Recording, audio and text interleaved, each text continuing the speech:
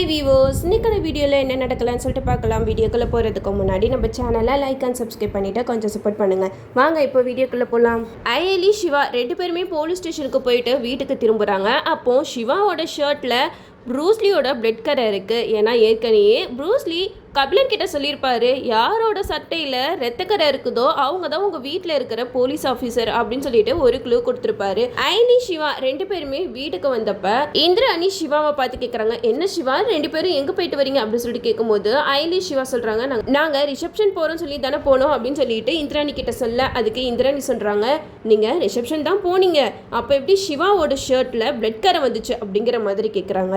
இதை கேட்டதுமே சிவாவுக்கு ஒன்றுமே புரியல. ஏன்னா என் சட்டையில் எப்படி ரத்தக்கரை வந்துச்சு? அப்புறம் தான் யோசிக்கிறாங்க, ப்ரூஸ்லியோட கையில் பிளட் வந்துச்சுல, அந்தோட பிளட் கரை தான் அப்படின்னு சொல்லிட்டு சிவா யோசிச்சுக்கிட்டு இருக்கும்போதே இந்த சைடு கபிலன் வந்து அப்படியே எட்டி எட்டி பார்க்குறாங்க. சிவாவோட சட்டையில் ரத்தக்கரை இருக்கிறத கபிலன் பார்த்துறாங்க. அப்போது ப்ரூஸ்லி சொன்னது ஒருவேளை சிவாவாக இருக்குமா அப்படின்னு சொல்லிட்டு கபிலன் வந்து யோசிக்க ஆரம்பிக்கிறாங்க. கபிலனுக்கு செம்ம கோவம் வருது. சிவாவை பார்த்துட்டு, டே இவ்வளோ நாளாக என்னைய வேவு பார்த்தது நீதானா, உன்னை நான் சும்மா விட மாட்டேன்டா அப்படின்னு சொல்லிட்டு சிவா மேலே செம்ம கோவப்படுறாங்க கபிலன். நம்ம இந்திராணி கேட்குறாங்க, உங்களை பார்த்தா ரிசப்ஷன் போன மாதிரியே தெரியலையே, உங்கள் மூஞ்சி பார்த்தா வேறு எங்கேயோ போயிட்டு வந்த மாதிரி இருக்கு அப்படின்னு சொல்லிட்டு கேட்க, அதுக்கு சிவா எழுதி சொல்கிறாங்க, இல்லை நாங்கள் ரிசப்ஷன் தான் போயிட்டு வரோம் அப்படின்னு சொல்லிட்டு ரெண்டு பேருமே உள்ளே போயிடுறாங்க. இந்த சைடு கபிலன் வந்து வர்மாவுக்கு ஃபோன் பண்ணி சொல்கிறாங்க, வர்மா எங்கள் வீட்டில் இருக்கிற போலீஸ் ஆஃபீஸர் யாருன்னு நான் கண்டுபிடிச்சிட்டேன் அப்படிங்கிற மாதிரி சொல்ல, அதுக்கு வர்மா கேட்குறாங்க, என்ன கபிலன் எவ்வளோ பெரிய விஷயத்தை நீ கண்டுபிடிச்சிருக்க, இதை வந்து நீ அசால்ட்டாக சொல்லிக்கிட்டு இருக்க அப்படின்னு சொல்லிட்டு கேட்குறாங்க. அதுக்கு கபிலன் சொல்கிறாங்க, இப்போதைக்கு நான் சிவா தான் அந்த போலீஸ் ஆஃபீஸர் அப்படிங்கிற உண்மையை மட்டும் வீட்டில் எல்லாருக்கிட்டையும் சொல்லிட்டேன்னா பல கேள்விகள் கேட்பாங்க. அது மட்டும் இல்லாமல் ப்ரூஸ்லிக்கும் எனக்கும் ஏதோ ஒரு இதில் லிங்க் இருக்குன்னு சொல்லிட்டு அந்த சிவாவுக்கு டவுட் வந்துடும். அதனால இப்போதைக்கு இந்த விஷயத்தை நமக்குள்ளேயே வச்சுருக்கணும் அப்படிங்கிற மாதிரி கபிலன் சொல்கிறாங்க. இந்த சைடு செலியன் பாவைக்காக கேக்கு கிஃப்ட்டு எல்லாத்தையுமே வாங்கிட்டு அவங்க வீட்டுக்கு வராங்க. அப்போது வெளியே நின்றுட்டு அயலிக்கு ஃபோன் பண்ணுறாங்க செலியன், அயலி எனக்காக ஒரு ஹெல்ப் பண்ண முடியுமா, பாவைக்கு இன்னைக்கு பர்த்டே, அவளை பார்க்கணுன்னு எனக்கு ரொம்பவே ஆசையாக இருக்குது. கண்டிப்பாக நான் வீட்டுக்குள்ளே வந்தேன்னா எல்லாருமே சண்டை போடுவாங்க, பல பிரச்சனைகள் வரும், நான் இங்கே நிற்கிறேன், நீ பாவையை மட்டும் கூட்டிகிட்டு வரியா அப்படிங்கிற மாதிரி கேட்குறாங்க.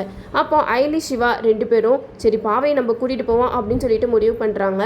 இந்த சைடு நம்ம செலியன் வந்து வெளியில் நின்றுட்டு இருக்காங்க. அப்போ அயலி சிவா ரெண்டு பேரும் வரதை பார்த்தது செலியன் என்ன பாவையை கூட்டிகிட்டு வராமல் ரெண்டு பேர் மட்டும் வராங்க அப்படின்னு சொல்லிட்டு யோசிச்சுட்டு இருக்காங்க. ஒருவேளை இந்திராணியை அமைச்சிருக்க மாட்டா போல அப்படின்னு யோசிச்சுக்கிட்டு இருக்கும்போது அயலி கிட்ட கேட்குறாங்க, என்னாச்சு அயலி, பாவையை இந்திராணி விட மாட்டேன்னு சொல்லிட்டாளா அப்படின்னு சொல்லிட்டு கேட்குறாங்க. அப்போது அயலி சொல்கிறாங்க, பாவை தானே அப்படின்னு சொல்லிட்டு ரெண்டு பேருமே இப்படி விலகி போகிறாங்க. அப்போ பாவி வந்து ஓடி வந்து செலியனா அப்பான்னு கட்டிப்பிடிக்கிறாங்க. அப்போ செலியனுக்கு பயங்கர ஹாப்பி ஆகிடுது. செலியன் வந்து பாவை கிட்ட கிஃப்டெல்லாம் கொடுத்துட்டு கேக்கெல்லாம் கட் பண்ணலாமா அப்படிங்கிற மாதிரி சொல்கிறாங்க. பாவையை அந்த கிஃப்ட்டை பிரித்து பார்க்குறாங்க. அதில் அம்மா அப்பா நடுவில் ஒரு குழந்தை அப்படி இருக்கிற மாதிரி ஒரு பொம்மையை கொடுக்குறாங்க. அந்த கிஃப்ட்டை பார்த்ததுமே பாவை ரொம்பவே ஹாப்பி ஆகிடுறாங்க. அந்த இடத்துல கேக்கெல்லாம் வெட்டிட்டு பாவைக்கு கேக்கெல்லாம் ஊட்டி விடுறாரு.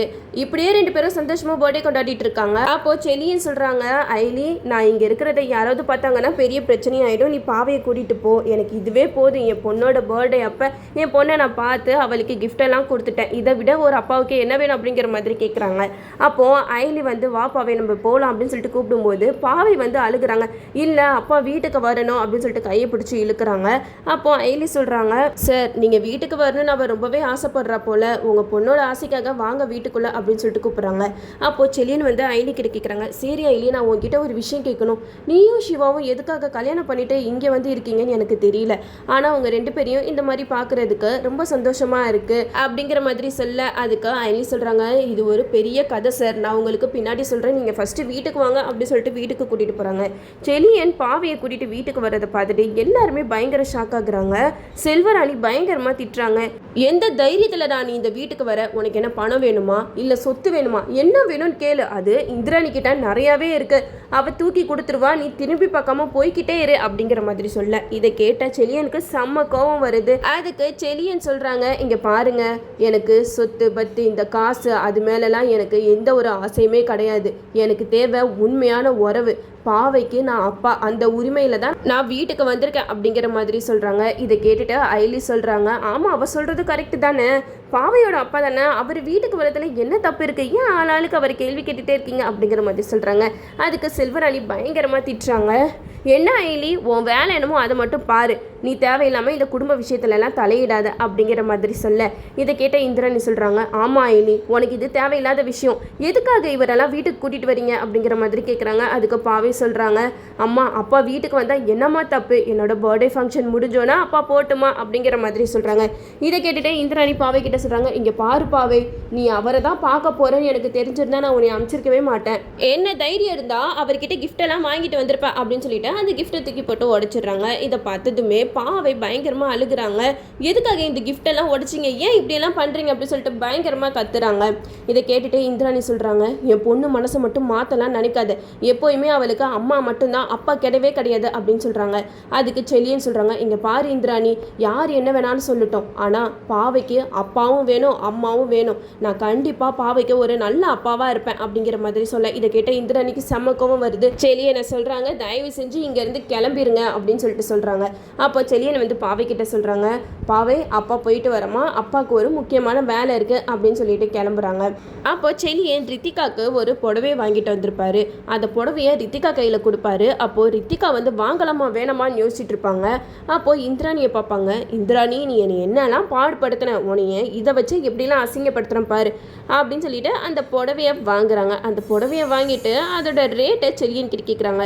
இதோட ரேட்டு என்னவா இருக்கும் அப்படின்னு சொல்லிட்டு செலியன் கிட்ட கேட்குறாங்க. அதுக்கு செலியன் இதோட ரேட்டை சொல்ல வரும்போது இந்திராணி வந்து ரித்திகா கிட்ட கேட்குறாங்க, ரித்திகா நீ ஃபர்ஸ்ட் அவர்கிட்ட இருந்து இந்த புடவையை வாங்கினதே தப்பு, அவர்கிட்ட ஃபர்ஸ்ட் இந்த புடவையை திருப்பி கொடு அப்படின்னு சொல்லிட்டு சொல்கிறாங்க. அப்போ ரித்திகா மனசில் நினைக்கிறாங்க, வாடி வா, இதுக்காக தானே நான் வெயிட் பண்ணிட்டு இருந்தேன், உன்னைய எந்த விஷயத்தில் அசிங்கப்படுத்துறது அப்படின்னு சொல்லி தான் நானே வெயிட் பண்ணிட்டு இருந்தேன். இப்போ உன் புருஷனே புடவையை கொடுத்து மாட்டிக்கிட்டாரு, என்ன பண்ணுறது, உன் தலையெழுத்து என்கிட்ட இப்படிலாம் அசிங்கப்படணும்னு இருக்க அப்படின்னு சொல்லிட்டு ரித்திகா வந்து அந்த புடவையை கொடுக்க மாட்டேன்னு சொல்லிடுறாங்க. இந்த புடவையோட ரேட்டு என்னங்கிறது எனக்கு தெரிஞ்சே ஆகணும் அப்படிங்கிற மாதிரி சொல்ல அதுக்கு செல்வராணி சொல்றாங்க, இங்க பாரு ரித்திகா, உனக்கு இதெல்லாம் தேவையில்லாத வேலை, ஒழுங்கு மரியாதையா புடவையை திருப்பி கொடுத்துரு அப்படின்னு சொல்லிட்டு சொல்றாங்க. இருங்க அத்தை, வீட்டுக்கு ஒரு கெஸ்டின்னு வந்து நம்ம கிட்ட கிஃப்ட் கொடுக்குறாங்க, அந்த கிஃப்டை வாங்கிட்டு எப்படி திருப்பி கொடுக்க முடியும் அப்படின்னு சொல்லிட்டு ரித்திகா வந்து செல்வராணி கிட்ட சொல்ல இதை கேட்ட செல்வராணி மனசுல நினைக்கிறாங்க, ஆஹா இதை வச்சு ஏதோ இந்திராணியை இவ கலாய்க்க போறா, அது மட்டும் நல்லா தெரியுது, என்னால தான் இந்திராணியை எதுவுமே பண்ண முடியல, என்னோட மருமகளாச்சும் இந்திராணியை இந்த மாதிரி அசிங்கப்படுத்தினா அதை பார்த்தே நான் சந்தோஷமா இருப்பேன் அப்படிங்கிற மாதிரி செல்வராணியை எதுவும் கேட்காம விட்டுடுறாங்க. அப்போ ரித்திகா வந்து இந்திராணி கிட்ட சொல்றாங்க, இங்க பாருங்க அண்ணி, உங்களோட புருஷன் எனக்கு அண்ணன் தானே வேணும், அதனால அவர் கொடுத்த கிஃப்டை என்னால் திருப்பி தர முடியாது, ஸோ இந்த கிஃப்ட்டு என்ன விலைன்றதை மட்டும் கொஞ்சம் சொல்றீங்களா அப்படின்னு சொல்லிட்டு சொல்லும்போது செலியன் வந்து யோசிக்கிறாங்க, இவ பண்றதை பார்த்தா கண்டிப்பா இந்திராணியை அசிங்கப்படுத்துறதுக்காக தான் இந்த புடவையோட ரேட்டு கேட்குறா, நம்ம இந்த புடவையோட ரேட்டை சொல்லாமல் இருக்கிறதே நல்லது அப்படிங்கிற மாதிரி செலியன் சொல்கிறாங்க. இல்லை ரித்திகா, இந்த புடவையோட ரேட்டை நான் சொல்ல மாட்டேன், ஏன்னா ஒருத்தவங்க கிஃப்ட்டு இவ்வளோக்கு தான் வாங்கியிருக்காங்க அப்படிங்கிற விஷயத்தை ஃபஸ்ட்டு ஓப்பனாக சொல்லவே மாட்டாங்க அப்படிங்கிற மாதிரி செலியன் வந்து ரித்திகா கிட்ட சொல்கிறாங்க. அப்போது இந்திராணிக்கு என்ன பேசுகிறதுனே தெரியல. ரித்திகா வந்து மனசில் நினைக்கிறாங்க, என்ன இவன் இப்படி உளறிக்கிட்டு இருக்கான், இந்த புடவையை வச்சு எப்படியாவது இவளை அசிங்கப்படுத்தலான்னு பார்த்தா இவன் என்னன்னா இந்த புடவையோட ரேட்டை சொல்லாமல் தத்துவம் பேசிக்கிட்டு இருக்கான் அப்படிங்கிற மாதிரி ரித்திகா மனசில் நினச்சிக்கிட்டு இருக்காங்க. அப்போ செலியன் சொல்கிறாங்க, சரி எனக்கு முக்கியமான வேலை இருக்குது, நான் கிளம்புறேன், என்னால் யாருக்கும் எந்த ஒரு மனஸ்தாபமும் வரக்கூடாது அப்படின்னு சொல்லிட்டு பாவை கிட்ட சொல்றாங்க. பாவை அம்மா பேச்சு கேட்டுட்டு பத்திரமா இருக்கணும் அப்படின்னு சொல்லிட்டு கிளம்புறாங்க. பாவை செலியனை பிரிய முடியாம பயங்கரமா அழுகுறாங்க. இதெல்லாம் பார்த்துட்டு ரித்திகா மனசுல நினைக்கிறாங்க, இந்திராணிக்கு இந்த செலியனுக்கும் என்ன பிரச்சனையா இருக்கும், இதை நம்ம தெரிஞ்சுக்கிட்டா இந்திராணி இதை வச்சே நம்ம பழி வாங்கலாம் அப்படின்னு சொல்லிட்டு ஒரு பிளானை போட ஆரம்பிக்கிறாங்க. இந்த சைடு அயலி சிவா ரெண்டு பேரும் எப்படியாவது இந்திராணி செலியன் ரெண்டு பேரையும் சேர்த்து வைக்கணும்னு ஒரு பிளான் போடுறாங்க. இதுல வெயிட் பண்ணி பார்ப்போம். ஓகே வியூவர்ஸ், இந்த வீடியோ உங்களுக்கு பிடிச்சிருந்தா லைக் பண்ணுங்க, மறக்காம நம்ம சேனலை சப்ஸ்கிரைப் பண்ணிருங்க.